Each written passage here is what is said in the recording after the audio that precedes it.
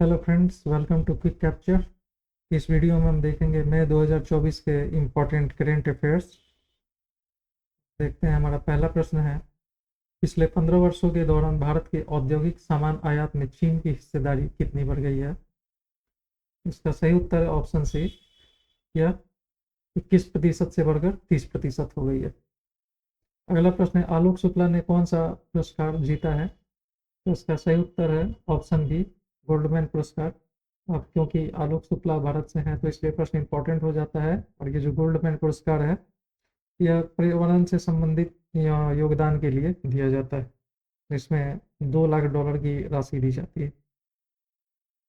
हमारा अगला प्रश्न है, भारत का पहला संविधान पार्क कहाँ स्थित है? तो इसका सही उत्तर है ऑप्शन सी, पुणे में। यह संविधान पार्क है क्या? तो ये उनकी उनको सम्मान देने के लिए बनाया गया है, जो संविधान बनाने के लिए जिन्होंने अपना योगदान दिया, उनको सम्मानित करने के लिए यह संविधान पार्क बनाया गया है। और यह बनाया गया है कहाँ पे? पुणे में। और अगला प्रश्न है, विश्व प्रेस स्वतंत्रता सूचकांक में भारत कौन से स्थान पर है? तो इसका सही उत्तर है 159वें स्थान पर है। जैसा कि मैंने पहले भी कहा है, युद्ध अभ्यास, रैंकिंग और जीआई टैग, ये एक पन्ने में नोट करते चलिए।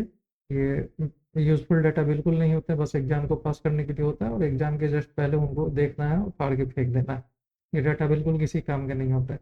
तो इसको एक पेज में आप अलग से युद्ध अभ्यास, जैसा कि मैंने कहा, युद्ध अभ्यास, रैंकिंग और जीआई टैग, इनको नोट करते हुए चलिए। ये सिर्फ एग्जाम के टाइम में ही देखना।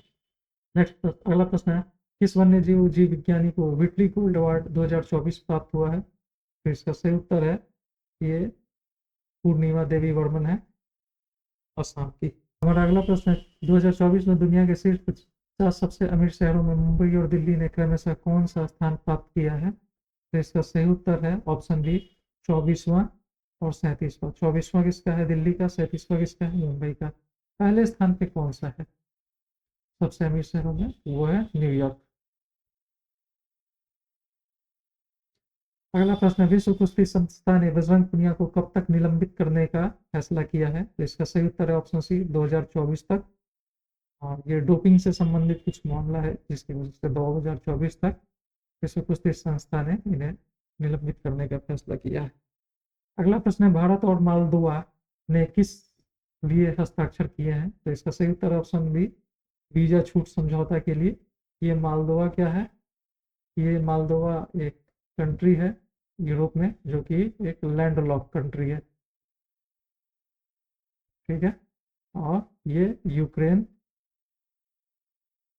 और रोमानिया से लगा हुआ है। ठीक है।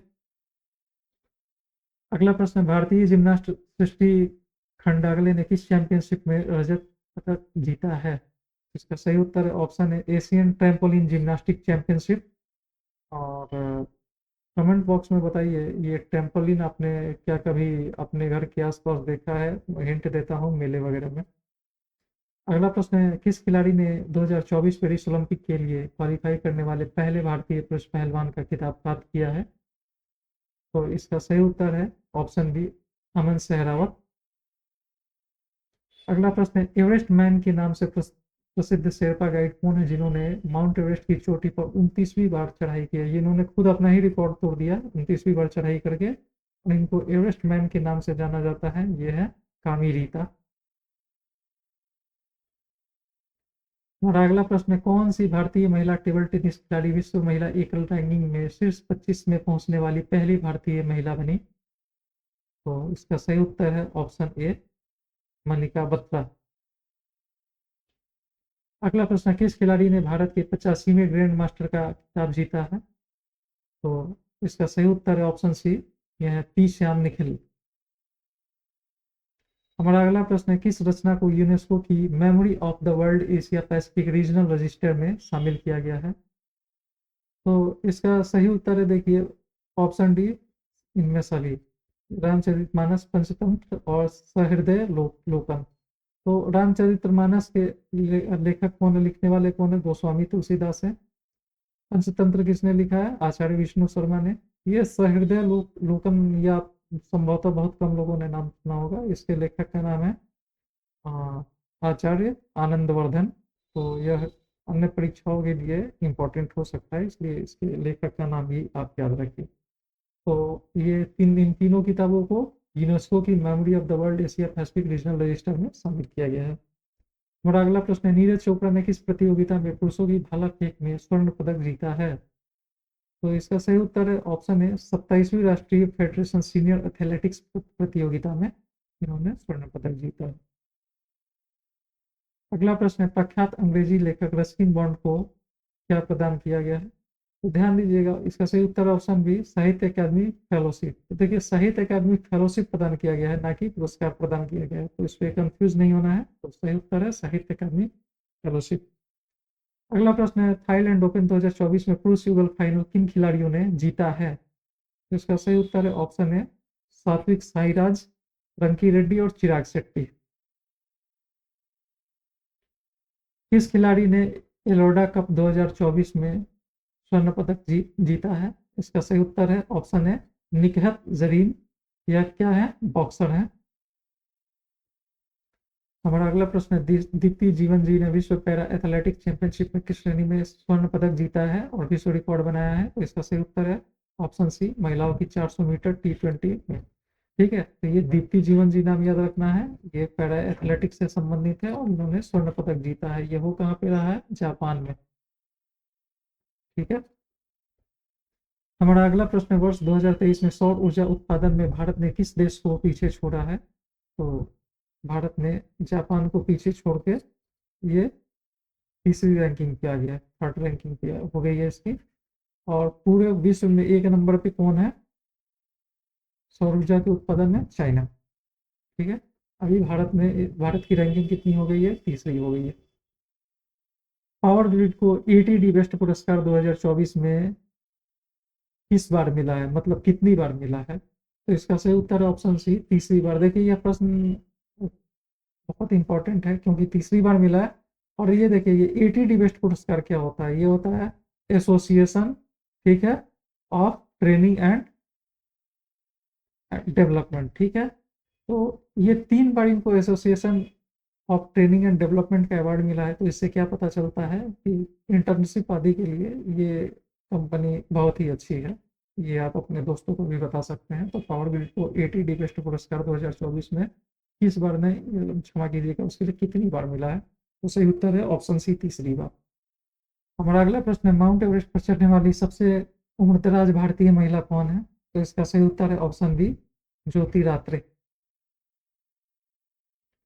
हमारा अगला प्रश्न है, अंतर्राष्ट्रीय सौर गठबंधन ISA का 99वां सदस्य कौन सा देश बना है?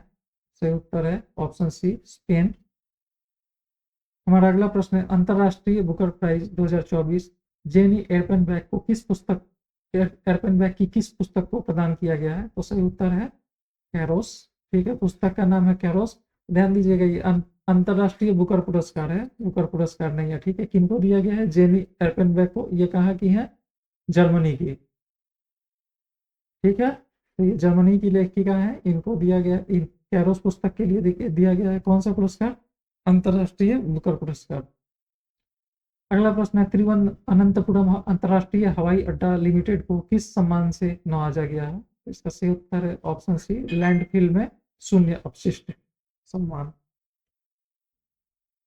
हमारा अगला प्रश्न है, हिंदुस्तान शिपयार्ड लिमिटेड को किस पुरस्कार से सम्मानित किया गया है? तो इसका सही उत्तर है ऑप्शन बी PSU समर्पण पुरस्कार से सम्मानित किया गया है। किसको? हिंदुस्तान शिपयार्ड लिमिटेड को।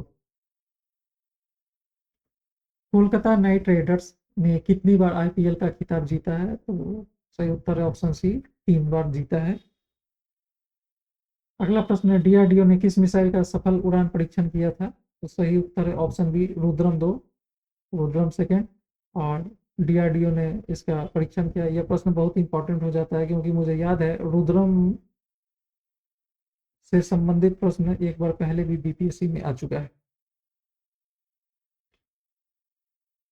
2024-26 के लिए कोलंबो प्रोसेस की अध्यक्षता किस देश ने ग्रहण की है? तो सही उत्तर है ऑप्शन बी भारत। और ये कोलंबो प्रोसेस क्या है? ये एक मंच है जो साउथ एशिया और साउथ ईस्ट एशिया में जो जॉब करते हैं उन लोगों के लिए एक मंच है।